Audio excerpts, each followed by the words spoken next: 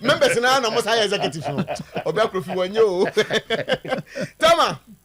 Rocky Dwamena's sacking from Kotoko was not about performance, but because he is managed by Abdoulaye Gazale. And Gazale is pushing him to young apostles, but his father says, I know nothing about it. Come on. Build the back. Okay. Tama. Build the back. Because Oka players na man for say Kotoko from Nkolo no. And Gazale so person tunu de ne ko young apostles say how do ko benye biabo. That's what Kotoko wi. If you see a build there and also so hu nsem no. What titi the mechanic. Honestly, me but time nintina ya me mu de ba for best or tre ankasa. But to say asim no mu and for say the likes of Rocky no mo. Say Kotoko for so here mo eneyim pa can loan. So now on kwakobia 1 year, 1 season bi or be na 2 season no wa building nanka wasan dia ba. Instead say Kotoko e pushing away no. Na hwehwemu no kire say Sana Gazale na manage no. Number 2 Gazale no. E dey ntokwa no ne Kotoko.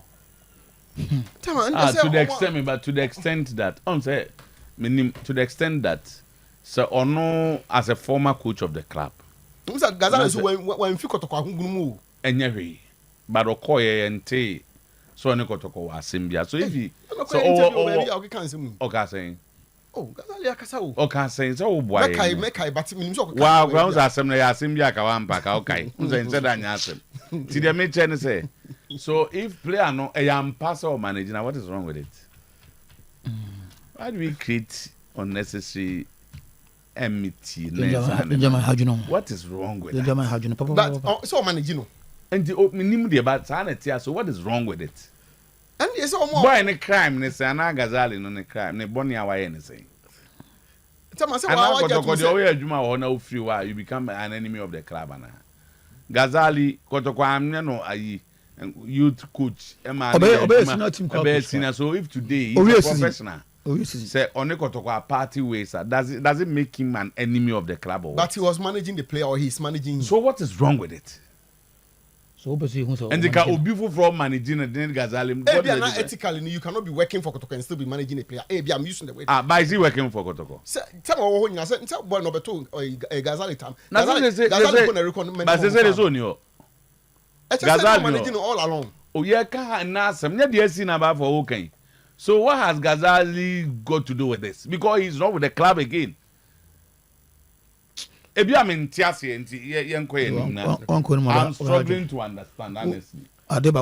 Say player or ball or born a camera in the opinion of the coach is simple.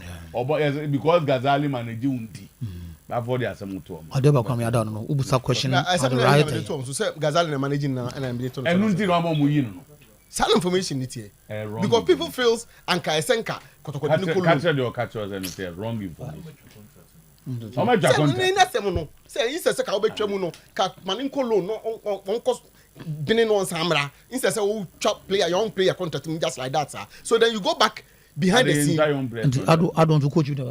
You go behind the scene and realize that you find out all this. My boy no Ntwana brabo so. You told me that say what's even on Tizanga because my boy no Ntwana brabo. Na Gazale that because Gazale go be oti baby dream. Oh you know. Ya ko fana bam.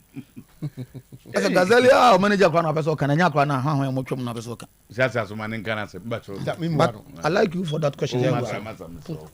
Kotoko to unveil 5 players. Training starts next week Tuesday.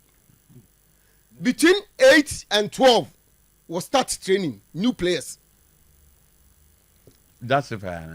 There be justify for no be.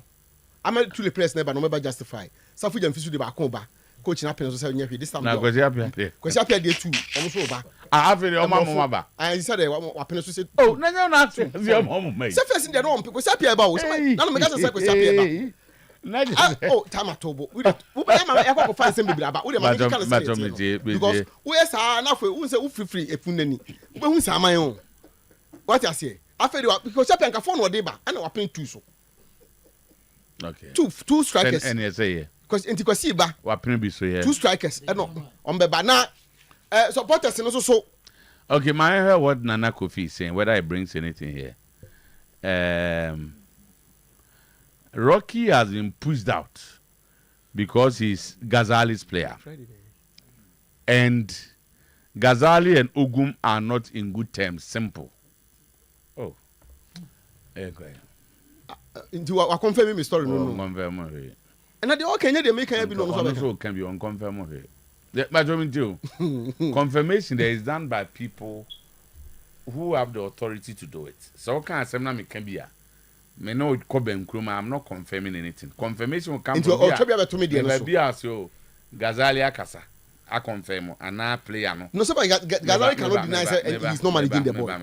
Yeah, me I say Gazale na Akasa. Player na Ogum. And now those who took the decision, I'm just confirm. And the I said me okay, say me know just I'm not confirming because I don't have the power to confirm. I'm only siding with you.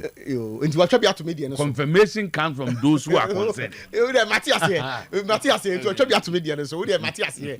Say the at the time instead of 25 players, Ogum will be working with 26 players. Once Ogum then the 25 players. But the menyanomo e Seth Osei aba we exclusive for be any Seth Osei the Seth Osei everybody knows they know what's good. Yes, Seth Osei will be praying for Kotoko Okoyin me nya abotre me si me nya abotre the menyamo the number I catch a coach ni say Seth Osei is a player one so agi atum say supporters number justify saying he will be justified about we train now address the microphone. Seth Osei will be the additional 26 player. Coach in the 25. And the mania K5 no more. I say Seth Osei is their player and he must play. Tom the number I'm a coach and say on Pekasakasa. So no be problem. Some them feel the player back coach. And I just say when you're 25 na dada. The 25 the one when you're not there. So I say Kotoko on 25. Oh what can be BS here? Me since me catch say by the time almost started training no. Almost start announce players. In fact, Ebia or Chine Kokrabia 5 will be announced. Then they will keep announcing by the time we start training. No, there between 8 and 12 players there. On training. Then no more deba. Until any say no any 25. Now send a beya obe PZ supporters and what just to say. So send a beya send a beya PZ players no and supporters no and what just to say. Was it Kotoko 25 dada? On the list now I need there when you 25. The incoming, outgoing, incoming, no, remaining ones in when you're 25. Sir. Aye. And when we say there be, send I know, say, or the own player come. But for the old I'm telling you. So, who's that? Would have some no defend, I some had, you know. Sir, saying, Seth Osei has been brought by the supporters. That is what I'm saying. And a coach, Ajay. So on Pekasakasa, on person no be problem. To honest waji, until say you know, Kotoko will be working with 26 players instead of 25 players. That's why make it. No, it's not the number. I think the number is not the issue. But say yeti, wa ka say odi we aba obi be justify obi we aba. Na eden onya 25 no. Because wa won komodie mu no obi be justify. Before the justify takes place, who's the coach on the 25 dada? Then what is the essence of the justify? He will be working with 25 players. Okay, so the Obi be justify no Obi aba. So also be can be no 25. Why is it that a particular player makes the number 26?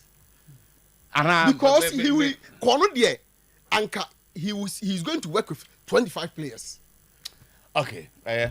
And when the players in the area, so say become time maybe I come back home. Yeah, time no. Yes, I know. When we so come on the power. So 20 players to remain at Pobi Mine after this evening training. Salim and Ampedu to be reinstated into the team for the Democracy Cup. Olympics goalkeeper will start in post for House of Folk against Kotoko. Democracy Cup. Omama Kenyina will meet MD at the secretariat if you watch an echo. Okwa se termination near terminity. Loan near the oko. Usika so na say ma. Anya calls in bill.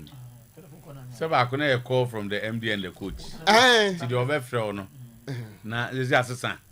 Necessary any day. You go and see MD and then who go fee. And you say MD no frɛ mo biom.